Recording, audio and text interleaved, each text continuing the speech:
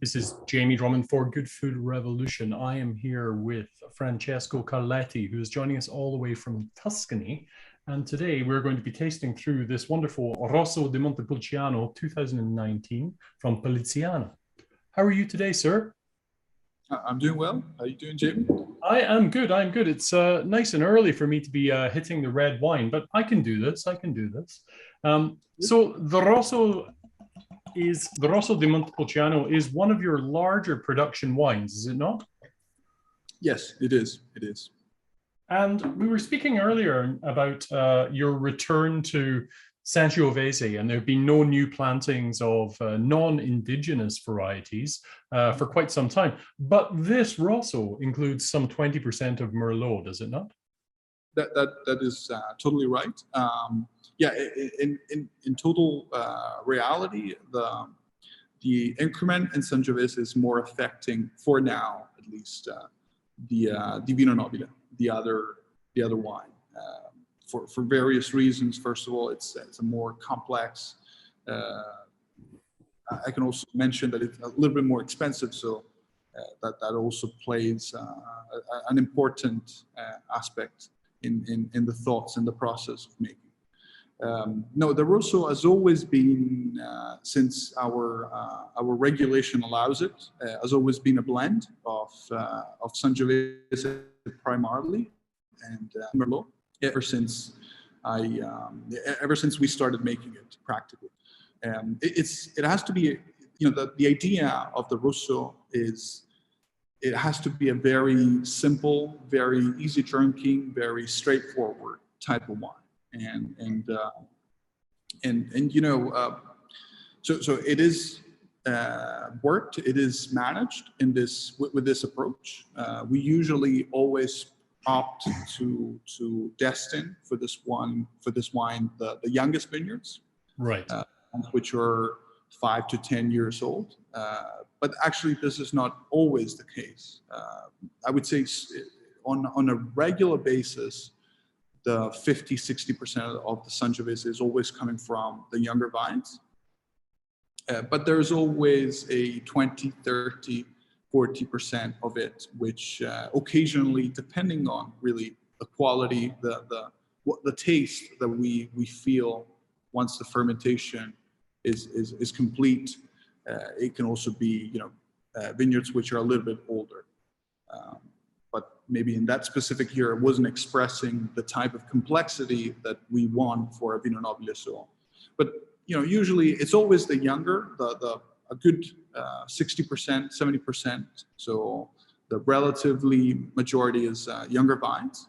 So those vines which tend to express berries which are a little bit larger, and therefore with thinner skin, which technically means it has a lot less color, a lot less complexity, and a lot less color and complexity. So this grapes are, once they are harvested by hand within the vineyard, they're brought down to the cellar and they undergo an optical sorter selection. So basically you have this gigantic machine where all the berries go through, and the machine takes instant pictures of all the berries which are going through, and based on their circularity, their color, the machine either throws them away or keeps them. Quite a sizable investment for any winery, one of those optical sorters. It is, and to be fair, but keep in mind that this is it is an investment which we only use for the basic wines. Right. So, yeah, I understand. Rosso and a persistent quantity of the Vino Nobile, but not all the Vino Nobile. Whereas all the single vineyards are still done by hand, even though we have 150, 160 hectares. Now, and then when it comes to fermentation, I've always thought of Rosso di Montepulciano as being an absolutely excellent entry point for anyone wanting to understand the wines of Tuscany, because as you said, you're making a wine that doesn't have that crazy complexity, that crazy color, but it doesn't have that astringency that you find in some of the more complex wines of Tuscany. But it's always very accessible price point wise. but does capture the essence of Sangiovese if buffeting a little bit of that astringency with that Merlot that you have in there? Well, why is the Merlot put in? I understand what you're trying to say, and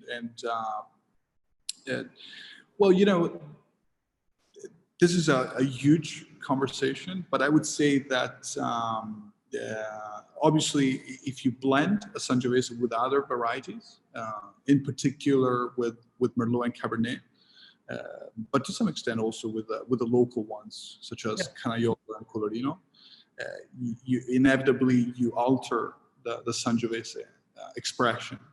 But it's not only just a matter of expressing Sangiovese; it's also a matter of expressing the territory of Montepulciano. So what's essential is also, so in this wine, I would say you feel more the Montepulciano. Right. Yeah. Especially because most of the vineyards which produce the Rosso are the very traditional clay-oriented type of soils, and that, you know, allows you to understand something more about Montepulciano. Montepulciano, differently than the Chianti Classico and a good part of Montalcino area, is predominated by clay soil, and clay soil always has this tendency of making tannic, powerful type of Sangiovese. And as you were saying, this is an entry point wine. It has to be fresh. It has to be easy drinking. So I would say that with the type of Sangiovese that we have, it would be almost impossible but difficult to make an easy drinking Rosso di Montepulciano with 100% Sangiovese. So we blended with the Merlot to round it, polish it, to make it more pleasant at the drink. Whereas for the ones which are a little bit more powerful, a little bit more complex, we allow it to age in oak and then eventually maybe put it in the Vino Nobile.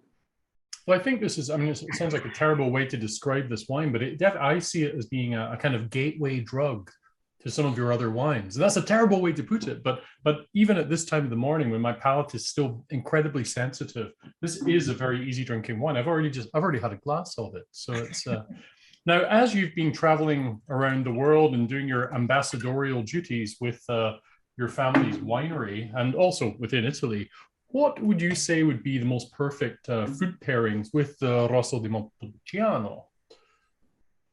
Oh God, that's a tough question. I would say probably maybe like you know, one of those antipasti with salame, with cheese. But yeah, the antipasti, I think it's the best match for the wine. Although, you know, this is the wine that we usually have for lunch, and not always, but here and there also at dinner. And it's really, I've tasted, so it's pretty much adaptable with other dishes. Because bear in mind, you know, Sangiovese, differently than other varieties, works brilliantly with food. The tannic side matches extremely well with the complexity of the food. So it's really a wine that you have to drink by eating. So even a very easy Rosso can adapt to more complex dishes. Now, I should have asked you this earlier. When it comes to clonal selection for the grapes, the Sangiovese that's going into the Rosso di Montepulciano, what are we talking about there? Because it's not Sangiovese Grosso, is it? Yes, it's right. Sangiovese Grosso is belonging to Montalcino. We have our Sangiovese is referred to as Prugnolo Gentile. I would also like to add that on a regular basis, the wine producers from Montepulciano refer to any Sangiovese in Montepulciano as Prugnolo Gentile. But you know, in the recent years, since a lot of investment have been made, a lot of research has been issued. I wouldn't say that most of the wineries plant the traditional clones that they find in their old vineyards. They would most probably buy, at least that's for us, at least 70% of the Sangiovese that we plant is new clones which have been discovered in the last 20 years. Although, and this is the case for our single vineyards, the Asinone and Le Cagiole, those two vineyards are not only the very traditional Prugnolo Gentile, if we may, but they have also been planted in the very traditional way. So it's not Curdon's prune, but it's Guyot, and the density goes somewhere close to 4,200 plants per hectare, which was the approach of the 60s. As a matter of fact, those two vineyards. Were planted in the 60s. And now we are replanting some small portions of those two vineyards, and we are replanting them with the same density, with the same genetics, as exactly the same. So thank you very much for walking us through this. I do think it is this amazing entry-level, and I'll say it again, gateway drug to Tuscany. It is to Montepulciano anyway. Delicious wine and exhibiting amazing value in the glass. This is, oh my goodness, this is, could drink this all day. Thank you very much. Cheers for your time with that one. We'll speak again very soon. Sure, thank you very much.